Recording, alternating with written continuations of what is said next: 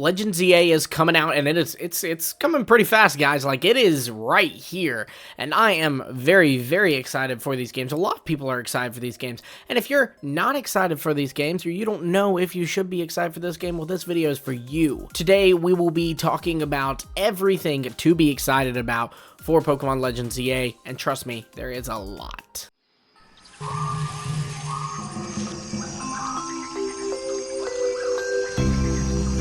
Welcome back to the post where we talk about all things Pokemon, and today, you already know we're talking about Legends ZA and why I personally am so excited for it, and why I think you should be too. So let's start strong with like the very first tease we got for this game, and that is the return of Mega Evolution. So I know that some people are on the fence about this. It's definitely not the most competitive gimmick, but it was the first gimmick, so I think it's a gimmick that a lot of fans hold pretty dear to their hearts. And not only will we be seeing Mega Evolution return with a lot of old Mega Pokemon that we know of, but we will be getting new Mega Evolutions in this game. And already we know of a lot of new Mega Evolutions, but this is just really exciting because, you know, when you kind of leave a generation, these Pokemon are kind of in the past. You start to wonder if, you know, if they'll be competitive again. And the only way to really make these Pokemon competitive again is by go in and drastically change stats, which they're not going to do, or to give a Pokemon a new Mega Evolution, which for some of them they can't do, like Victory Bell's already a fully evolved Pokemon, it's a 3-stage Pokemon,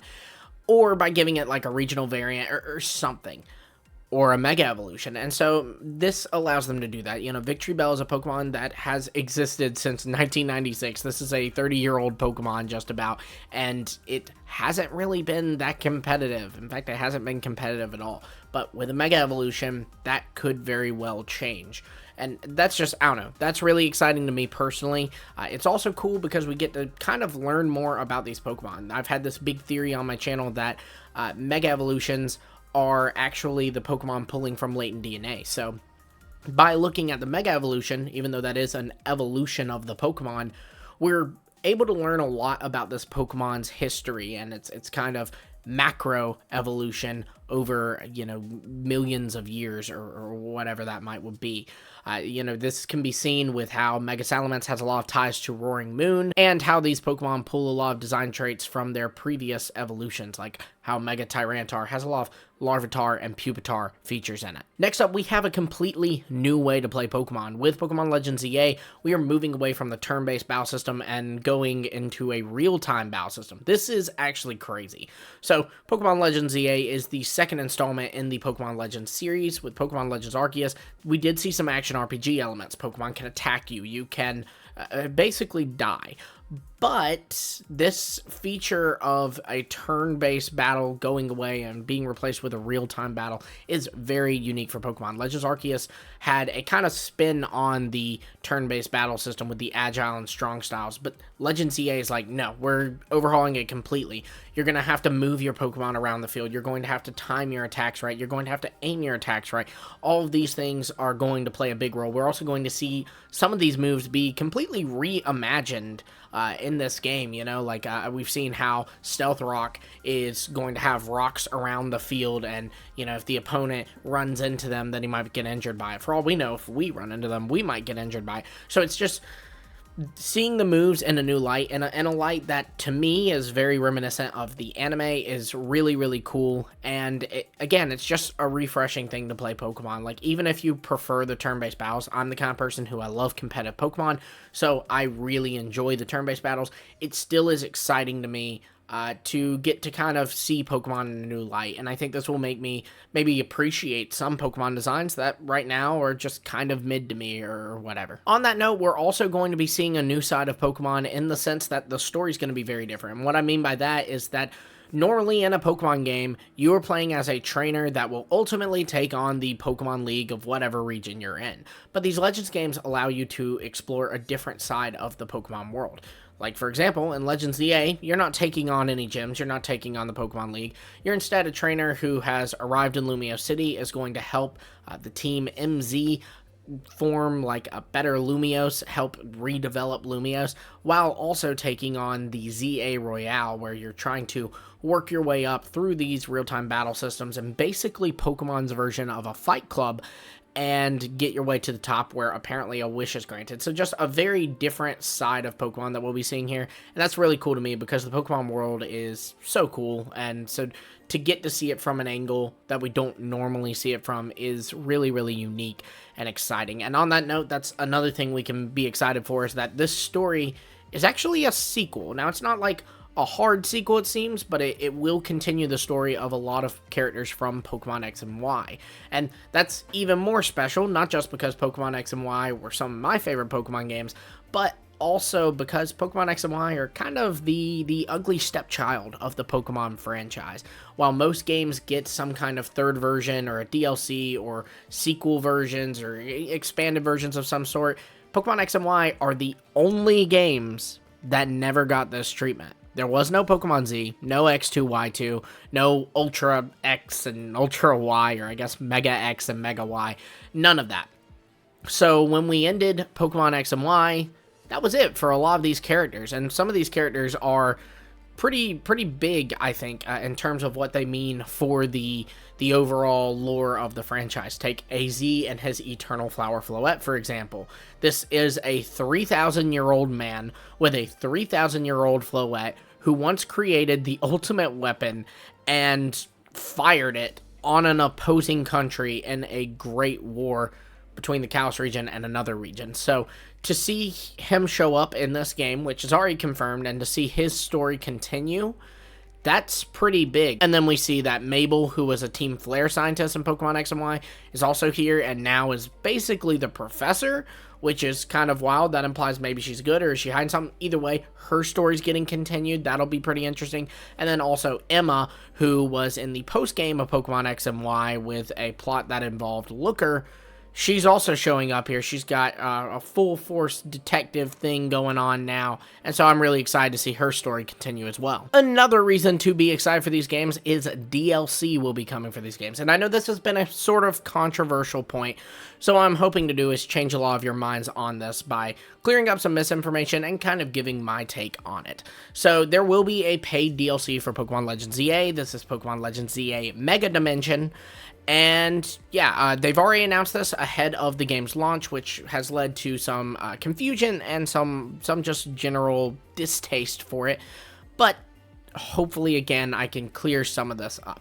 So first off, one thing I've seen is that this is a day one DLC. That's not true, but I see where that's coming from. So on day one, if you have pre-ordered this DLC, you will be able to get some outfits that this like Holocaster X and Holocaster Y outfit for the DLC to kind of promote it. And that's pretty normal. When DLC for Scarlet and Violet was announced, there was some like new seasonal wear that you could get already, even though the DLC wasn't out yet.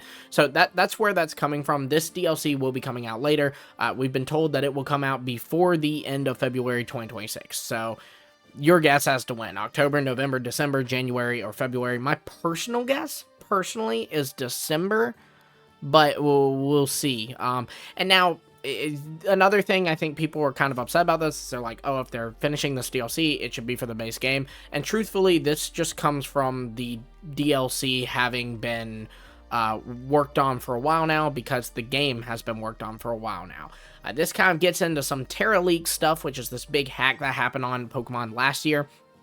But basically, initially, Pokemon Legends EA was supposed to come out in November of 2024, and then DLC for it was going to release in June of 2025. Not sure what the delay was. Some speculation is that they want to rework it to be compatible with the Nintendo Switch 2, like have an updated version for the Nintendo Switch 2. That is, of course, purely speculation, but there was always planned to be DLC for these games. They were going to release the games and then work on the DLC after, and that's just what's happening here. It's just a little more fast-tracked because they've had more time to work on this DLC because the game's been finished for a little while longer. But I am really excited for this DLC, and I'll tell you why I think you should be too. So first off, we know that there will be even more new Mega Evolutions in this DLC. There's going to be a Mega Raichu X and Mega Raichu Y at the very least. There's been some more Megastones spotted in the trailer, so some people think that those could be more Megas that will be appearing in this DLC. That's not confirmed, but it's definitely a fun thought. And then also, this is going to be a continuation of the story. It'll take place after you have to have beaten the game to do this story. It's going to focus around Hoopa, which is a mythical Pokemon that I feel like there's a lot of really cool stuff with. Like, you have a lot of lore with Pokemon Omega Ruby and Alpha Sapphire, but no hard concrete story with Hoopa. Even though you saw his rings all over Oris, they were never directly tied to Hoopa in the sense that there was never some kind of plot with Hoopa in Omega Ruby and Alpha Sapphire. So it'll be cool to see Hoopa kind of get its own story in this DLC. Also, too, let's talk about that price. It is $30. Now, for context, Scarlet and Violet's DLC, the Hidden Treasures of Area Zero, which included the Teal Mask and the Indigo Disc, was $35. Then Pokemon Sword and Shield's DLC, the expansion pass that included Isle of Armor and Crown Tundra, was $30. So given that this DLC is also $30, I would put it right around those two in terms of content. And you have to think, those two games, their content included Isle of Armor and Crown Tundra, or Indigo Disc and Teal Mask. So those were a lot of designs in those games. There were I think 15 plus designs in that game. So the idea that hypothetically we could get 15 plus megas in this DLC is absolutely insane. I'm not hard confirming that's what's happening, but I'm just saying the possibility is definitely there if you look at that price tag. And hey, if it's not, then sure, we can riot about how the DLC was unfairly priced. I'm just saying, I think it's too early for us to say, hey, this is priced bad, you shouldn't have done this. Yeah, I think we have to wait for it to come out and play it. I understand the frustration. Switch games are growing in price. We're soon moving to the Switch 2 permanently, so it seems, I think that's kind of the big thing that people are thinking. So then that's an additional price, because that's going to cost money. For those of you who need to buy a Switch 2, I've already bought mine, and yeah, it cost a lot. And the games cost more now. They're going to be $70 base for the Switch 2, it seems. DLC on top of that. I totally get it, so I'm not remotely trying to go oh, what, are you broke? No, dude, I get it. I had to save up for the Switch 2. I'm not made of money either. And it does suck. But just trying to spread some positivity here that at least this is something that will allow the game to live on. I personally have loved DLC over the third versions or expanded versions that they've done in the past. So to see a Legends game get this kind of treatment, when in the past it felt like Legends Arceus was kind of shelved aside in comparison to Sword and Shield, for example, it does make me really excited. I mean, the story's going to continue. You won't just play Legends EA and be done, and I think that is something to be excited about. And lastly, I think that this game will give us a good look at Gen 10. And you might go whoa, that's a bold claim. And you're right, it is a bold claim. But hear me out here. There's a lot of stuff from Legends Arceus that I do feel like carried over into Pokemon Scarlet and Violet. In a lot of ways, some stuff from Sword and Shield was taken, but also some stuff from Legends Arceus. You did use your Pokemon in the overworld a lot more in Scarlet and Violet. And I think that was more so carried over from Legends Arceus than it was from Pokemon Sword and Shield. You even could throw your Pokeballs at wild Pokemon. Now, this only activated a battle and didn't allow you to try to catch the Pokemon like it did in Legends Arceus. But it still is, again, a feature that I feel like more so came from Legends Arceus. And the open world thing, that was definitely a concept that I felt was more explored in Legends Arceus than it was in Sword and Shield. So likewise, I think that Gen 10, it's fair to say, we'll pull a lot of stuff from Scarlet and Violet, but also we'll be pulling some stuff from ZA. So I think this will be a fun game to kind of look and point and go, oh, maybe this is something that we could see in Gen 10. And of course, when Gen 10 comes out, we'll be looking at things and going oh, that's a direct continuation of this thing from ZA. And it'll be more obvious there. Perhaps maybe even that turn-based battle system is something that we could see kind of play a role in Gen 10, or the real-time one, rather. I don't know. The possibilities truly are endless, and I think that's where this gets really, really exciting. We see that there are side quests in ZA, and I hope that this is something that carries over into Gen 10 to give those games a lot more life to the region, and also to the playability of the video game, right? That's what we care as the consumer. And then, of course, there's the, hints. Pokemon does like to hint at the next region in their games. A lot of this stuff becomes more obvious after the fact. There's a G-Max Toxtricity poster in Pokemon Sun and Moon, a character who is a tourist, implying they're not from Alola, in Sun and Moon, who references power spots, which later ended up being a thing in the Galar region. The Galar region had this wallpaper in one of the hotels that had oranges and grapes on it. obviously a reference to Scarlet and Violet. Scarlet and Violet probably has stuff. A lot of people are looking at this like picture that's in the protagonist's house as a hint to Gen 10, and it's very possible that this game could have some more hints to that could make it a little more obvious. And so I think that's just an exciting thing for us to, as a community, look for. But yeah, so there you have it, guys. Those are the things that I'm really excited for about Pokemon Legends EA. And you know, if I may put a cherry on top of this sundae, I'm a Pokemon fan. It's a Pokemon game. I'm excited, right? But to kind of wrap it all up, we've got, again, the return of Mega Evolution, and with it, new Mega Evolutions. We have the new battle system, this new real-time battle system, the seeing of a region from a completely different side, you know, them expanding on Lumiose and setting it entirely there, and making you a trainer who is not taking on the gym challenge like we're used to, making it a continuation of X and Y, a story that, let's face it, was kind of shafted to the side by GameFreak, and also having DLC, the promise that this game's story will continue on a little further a little bit after release, and also this game having stuff that we can kind of as a fan base look at and talk about, you know, what we think might be a Gen 10 hit and that kind of stuff. I love that kind of stuff. But yeah, so let me know what you're excited about Pokemon Legends EA. Let me know what your team is in the comments below as well. Guys, we're really close to it now. We're like really close to it now. At the time this video is dropping, we are 2 weeks from like the midnight release would be tonight. So that's insane. I'll see all of you guys later.